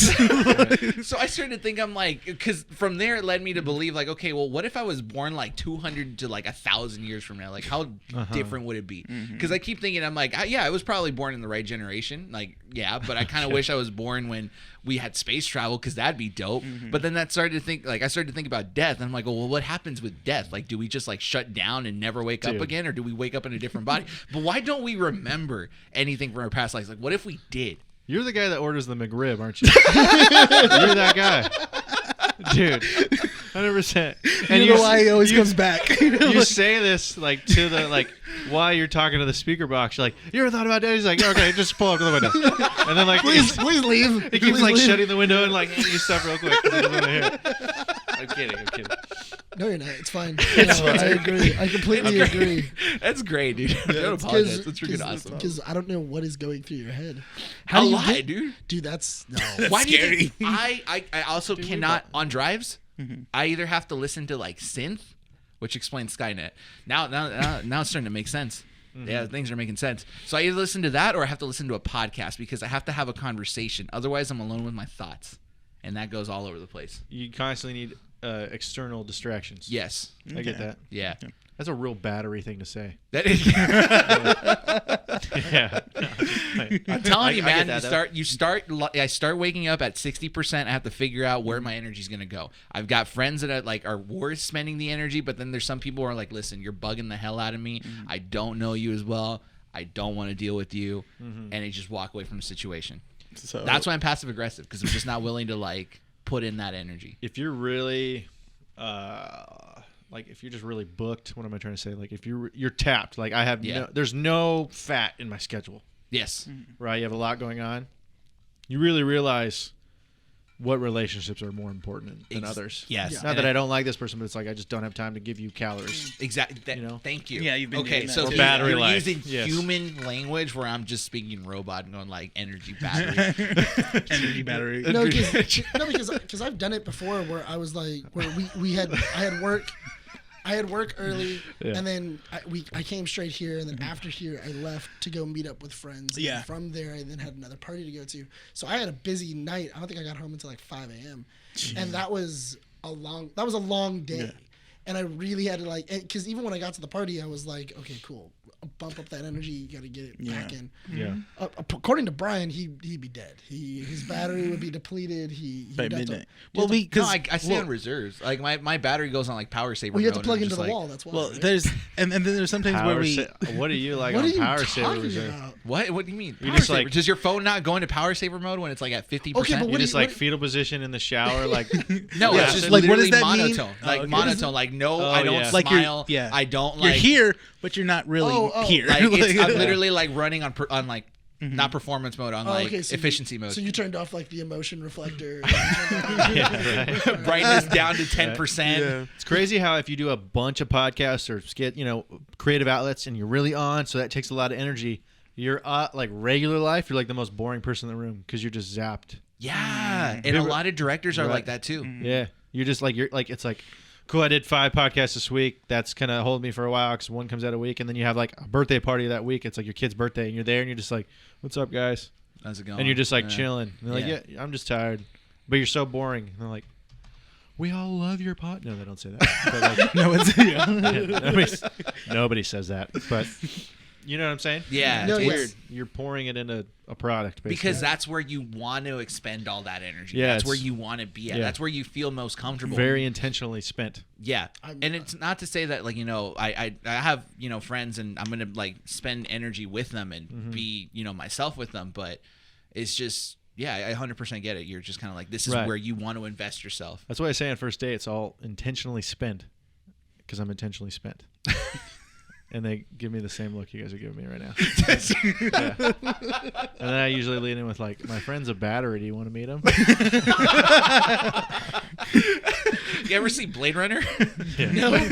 No, but I want to go on a date that I know is going to go badly and then do that. Do that. There Just you to go. see her reaction of like, oh, I got a buddy who's a battery. If you have like, if you have a friend, he can plug in. Right. Looking for a receptacle. Do you guys have that where, I mean, you guys talk about your lives too, but you're constantly thinking a life of like, how am I going to talk about this on a show? I mean, probably me more than you guys. Well, you guys have more structured, like, you know. Yeah, we don't go too much reviews and stuff. Like, I mean, I've told them, like, when we were doing the podcast, like, so people love to know what's going on with all of us. Yeah. You know? So we'll give them, like, an update, or we'll give them, like, hey, you know, like, you know, Bryan announced he got engaged on one episode and stuff like that. So that was cool and stuff. And then there was also another where we brought in our your fiance and my girlfriend. On the Valentine's Day. The Valentine's special. Day. And everyone loved that one because it was, like, deeper getting to know you get to know us. the people, We'll show that, like, you know, we're not going to... I think we agreed we're not going to show them everything about ourselves, you know, because we still want to keep our private lives somewhat private. Yeah. Like for me, like I'll say that I have a girlfriend and stuff, but I'm not the type of person to be like, oh yeah, this weekend we did this and did that, you know, stuff like that. Yeah. Yeah, I get that. Mm-hmm. I know that for me, I'm an open book because I know the first couple episodes I was talking a lot about my personal life, and that was.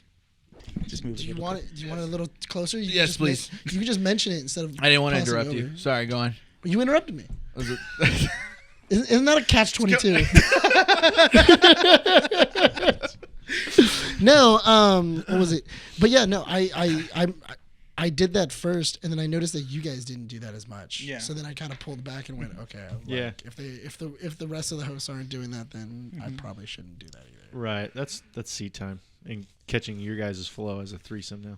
Yeah. Well, when we started the show, we kind of had to figure out what exactly we were looking to do, because if you're looking for nerdy news, there's tons of different outlets. You've got IGN, you've got GameSpot, you've got Rotten Tomatoes has their own podcast, so there's plenty of them, right? Established big players. Yeah. So when we were developing and producing, we were kind of talking about what we're trying to sell. Yeah. And keeping up with them. Yeah, we didn't want to be like we're reporting something. Yeah. So the way we see it is that we are reporting on things that interest us, but we're selling ourselves as people. Like, we can talk about Hawkeye that just came out. We'll probably be doing a mini cast then. Ghostbusters, when that movie came out, we did a mini cast on that in reviews.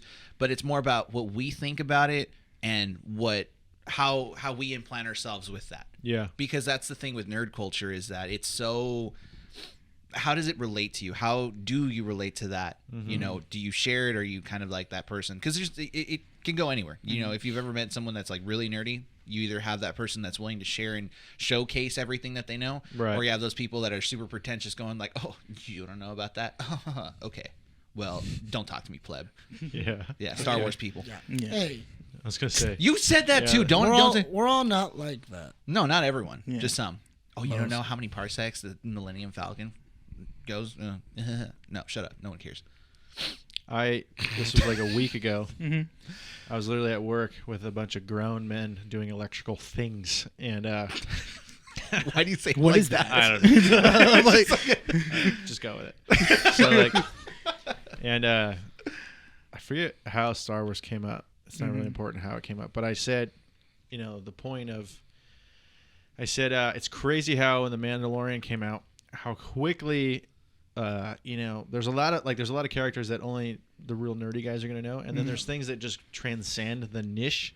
Like people that know nothing about golf, everybody knows who Tiger Woods is. Yes. So the point I made is that like For all of a reason or sudden, the world knew, and I was like about that Baby Yoda guy, and they all looked at me and they're like, "It's Grogu." Okay, I was like, "Whatever, you guys know who I'm talking about." And they're like, "Say his name. It's Grogu," and I'm like. Dude. Fun fact. You want to know a fun fact? They have a point, though. No, hang on. So here's a fun fact you can throw their way. All right. So Jon Favreau, who created and produced The Mandalorian, he was on a interview with Binging with Babish. Yep. You know who he is, right? Yeah. So I guess Babish was doing the blue cookie recipe from one of the episodes, and Favreau was like, "Oh yeah," he was talking about Grogu and all this other stuff. He said it's canon that he refers to him as Baby Yoda, not Grogu. So if anyone ever says Grogu, you'd be like, yeah, but Favreau says Baby Yoda, so suck an eye. Yeah, but also it's just snobby thing, Yeah. Dude, it's not. I mean, no one cares, right? Like, dude, I mean, I'm not a battery. Yeah, we're not gonna. You know what I mean? We're not gonna get into Star Wars, but yeah, John. This is him reeling back, going like, "We're not talking about it. We're not talking about it. I'm trying to no, because he's a huge Star Wars. Hold on, Nick. Right. I mean, there's nothing wrong with that. I'm just, well, everybody has the thing they're super knowledgeable about. Yes. Yeah.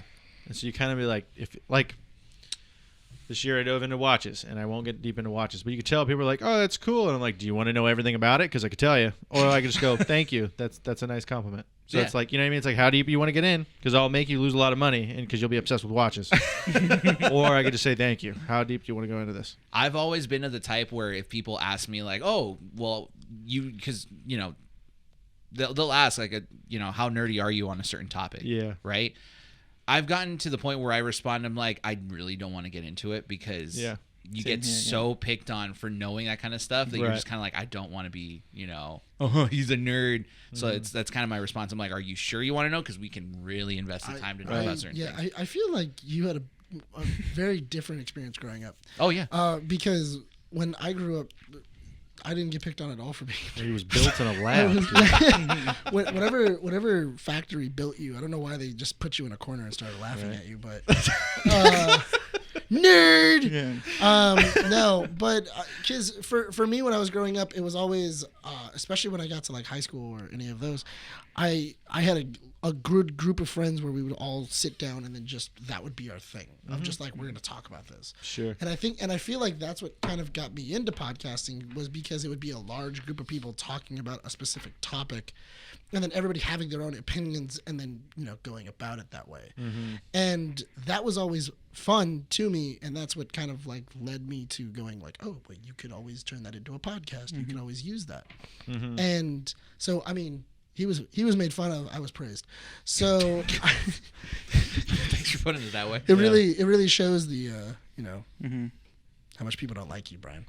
But Growing up, I was always picked on as the nerd because like you are right. I definitely needed to like revise like my friendship circles and stuff because But I think that's how this podcast was able to create itself because I needed that outlet.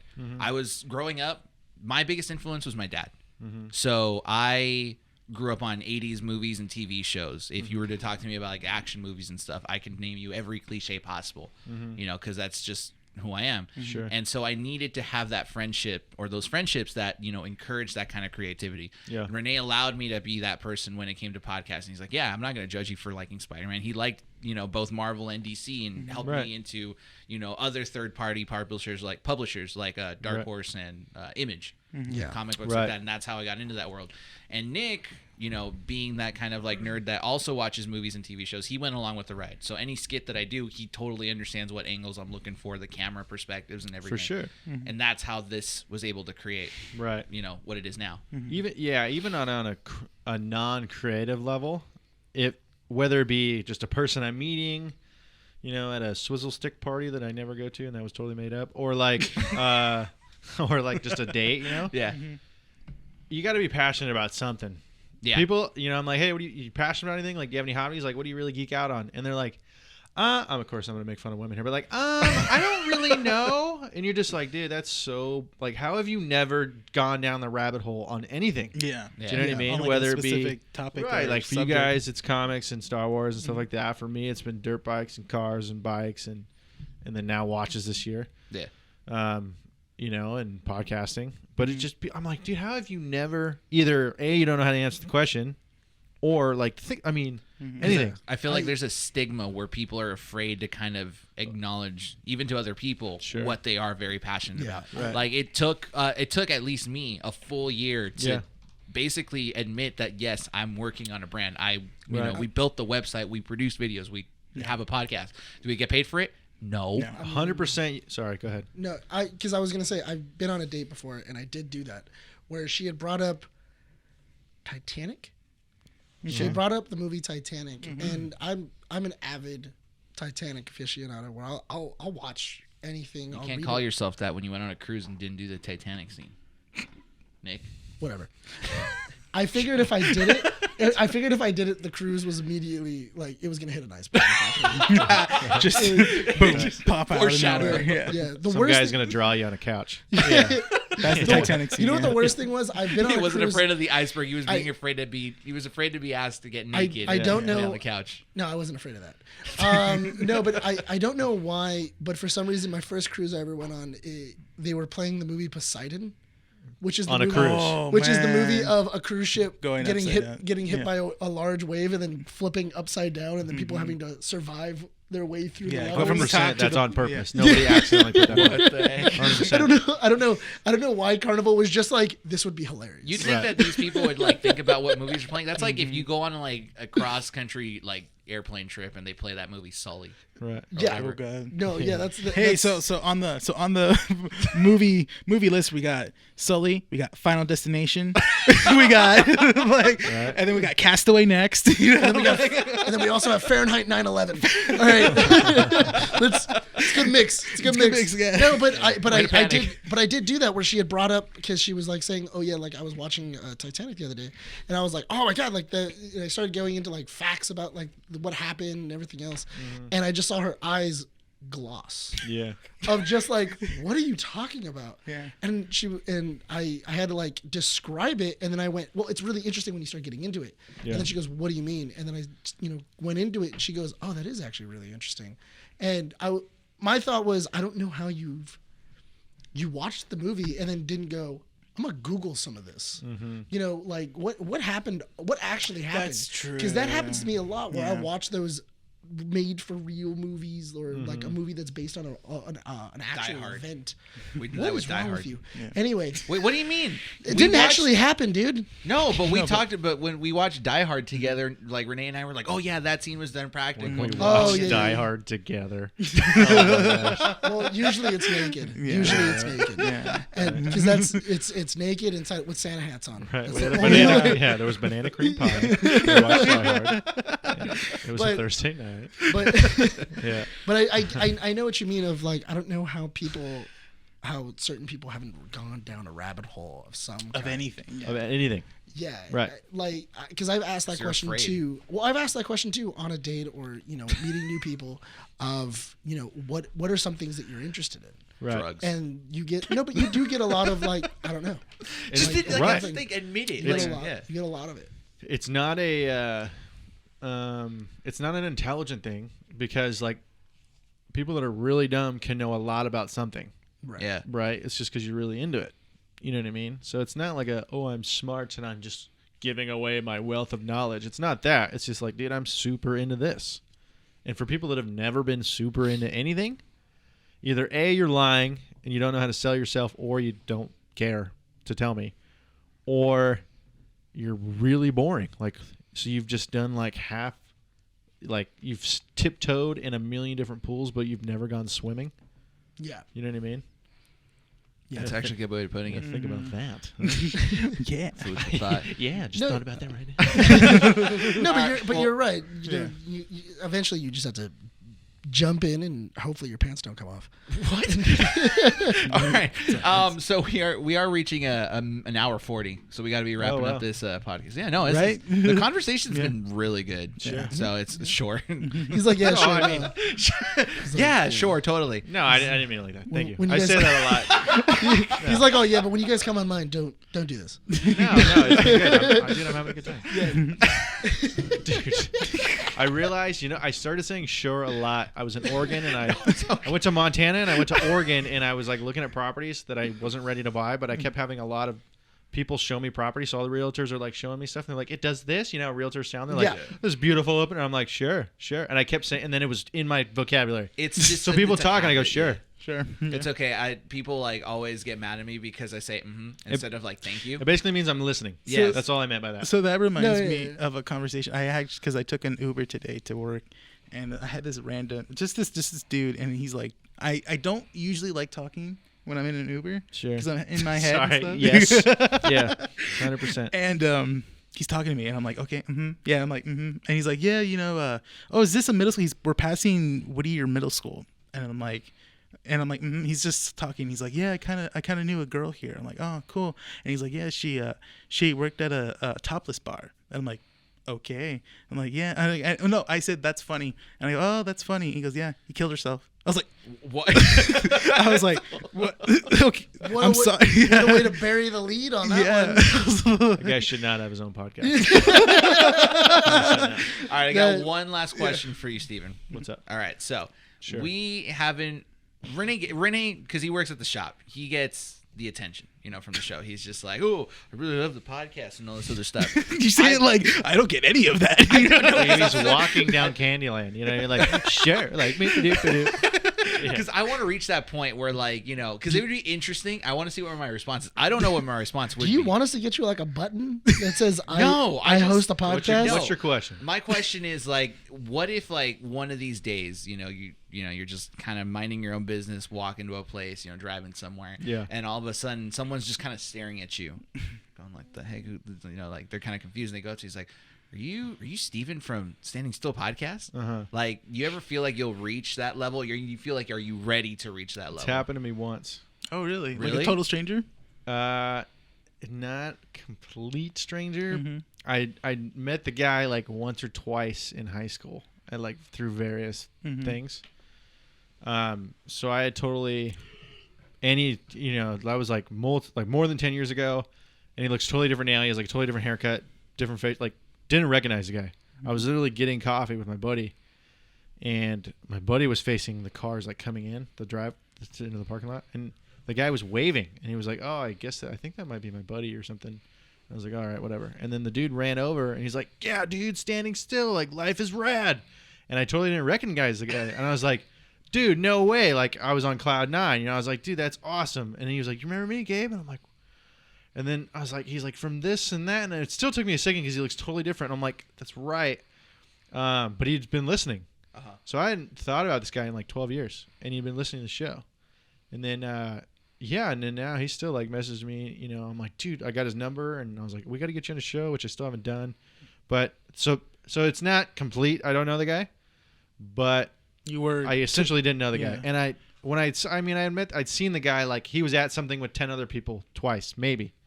So it was like kind of, I know who he was once he reminded me and had to like really convince me who he was. Yeah. But it still had the same, like, a fan that I didn't even know existed really came up to me, and it was a great feeling. It was, that kind of stuff fuels you for a long time, for real. Yeah. No, it does. Yeah. Because the internet is a weird, it's a fickle bitch, really, because it's like, unless you're getting many thousands of views time and time again, you're considered a failure by a lot of different people. However, and I have to tell myself this sometimes, I go, so whatever, X amount of people listen to your podcast, you go, okay, if you guys were going to come up with new material every week and go on a stage to that amount of people and do a speech for an hour or an hour and 40 every week, new material, people go, wow, that's pretty noble and bold, But if it's on the internet, and you tell people that many, and they go, "Wow, that's pathetic." No, if you post your content on the internet and only gets a couple hundred or a couple tens views, it's considered a hobby. Yes, that's what most people are going to look at it and be like, "All right, sure." Yeah. It's just an interesting perspective. Yeah. But if it was a room full of that people and you did it every week, people were like, "Wow, that guy goes and tours the world and speaks to people." Yeah. Every week. Do you have an end goal to the podcast? It's really difficult because the specific situation I'm in right now, to kind of make a long story short, is that I so badly want to move out of California, and the main thing that's keeping me here is this dream of podcasting and then being able to do stand-up and blah, blah, blah. And it's mental battles. Some weeks are good, some weeks are bad. Where, like, right now, I'm loving it, and I love doing the show. But it's like like we talked about, most of the time you're not doing what you love doing. Most of the time you're just grinding. Yeah. For not that many people to watch, to be frank. You know what I mean? And it's demoralizing. No. And so when people like my buddy Gabe that came up and said, "Hey, dude, I love the show," or when you guys come on and have me on and then you tell me how great it is, and, while we're running a respectful show like yourselves, those compliments go so long, because it's not like we're oblivious to the fact that it's not getting a ton of views. You know what I mean? We're all aware of it. And so you're all like, the odds are so against you for this to be successful, even if it is a good show, right? To blow up on the internet, because there's a million other people trying to do what we do, and so you're that constant mental battle, and everybody's is different. Mine, like I said, it's on my bad days, it's trying to be confident versus the other way, I'm simmering down. So you go through these mental battles of like trying to be convinced that you are going to do it, and you are going to make it, and believe in yourself in this 1 in a billion chance, right? And it's just, meanwhile, my truck's getting stolen. It's already been broken into twice. I just got it, but now that's all I did today is fix it because it's a bunch of stuff's wrong with it now, and I can't buy a house, even though I've saved a ton of money.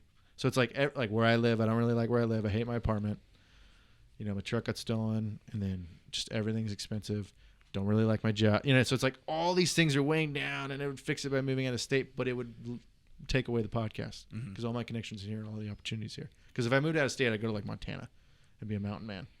But that would be a cool podcast, just like transition to a mountain man. Right. But it's that mental battle, right? Like this week, I'll be honest with you, I was looking at because I could just transfer unions and get my Montana state license as an electrician.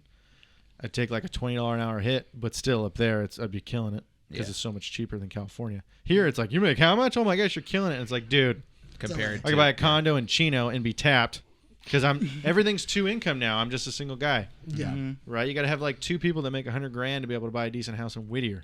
Yeah. Yeah. What the heck, dude? Yeah. Right? So as a single guy to buy something that's $500,000 or $600,000 and the stuff I'm looking at, I'm like, I'm not even excited about living there. It's like, that doesn't look that great anyways, and I'm going to be tapped and work. And now I'm chained to this job, which I don't even want to do because ultimately I want to do podcasting. So that's my biggest mental battle, right? Yeah. Yeah. And so you'll have weeks where I'm like, dude, screw this. I'm moving and giving up on this dream because it's not going to happen. Because, I'm a realistic guy, but then I'm also a dreamer, which is great and also sucks.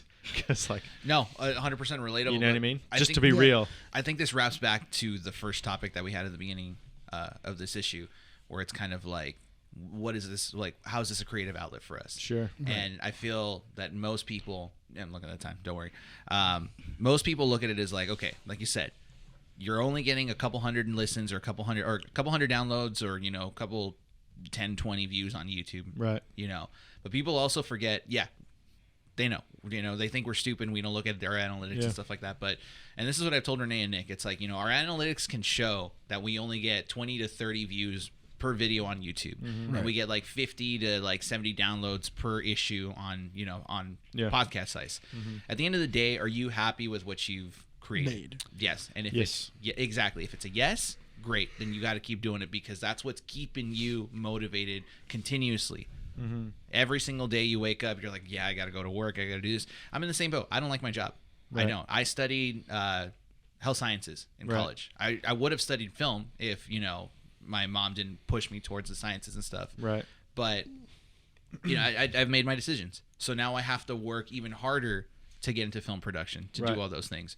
So do I look at my job, as something that is necessary? Yes. It's a necessary thing that I have to do and endure until I get to where I need to get to. Right. And these opportunities I have with Rene and Nick and every guest that we had so far, they're creative outlets that allow me to express who I am and keep me motivated and hopeful, because I think all of us here are dreamers. We all have aspirations, what we want to do with our projects and stuff. Yeah, This is a horrible way to try to make money. It's a horrible way. Because we've had that conversation a couple of times of hey, this is how much it is. This is how much we've grown. Right.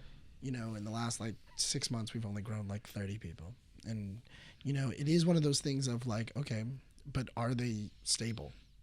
Are those 70 people watching consistently? Are those 90 people watching consistently? Right. Yes, they are. Okay, I would rather have a stable audience that I know listens to the podcast, they enjoy it, and they like the content, than blow up with a bunch of bots and everything like that or whatever, and to only have half of that kind of watch and not really enjoy the content. So I that was a huge thing that we had all talked about, of like, we needed to build a community first, and then hopefully that community will grow, and then it will grow, and it'll grow, and it's going to take time. Right. Yeah. And you got to be still having fun. Yeah, exactly. If you're not having fun, the audience is gonna know, and they're not gonna follow suit.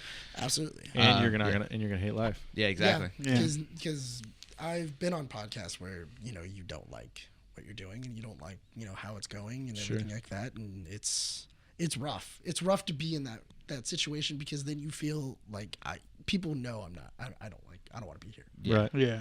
And that's the worst. Any last thoughts, Steven, before we wrap up this issue? Last things you want to? I just want to thank you guys for having me on. This has been like the highlight of my week. This was so much fun. Thank you. Hours of fun. I appreciate you guys coming on. We'll definitely get you guys on soon on the Standing Still podcast for your listeners. Check it out. If you don't like it, tell me about it. And if you do like it, if they don't like it, they can deal with me. Yeah, right.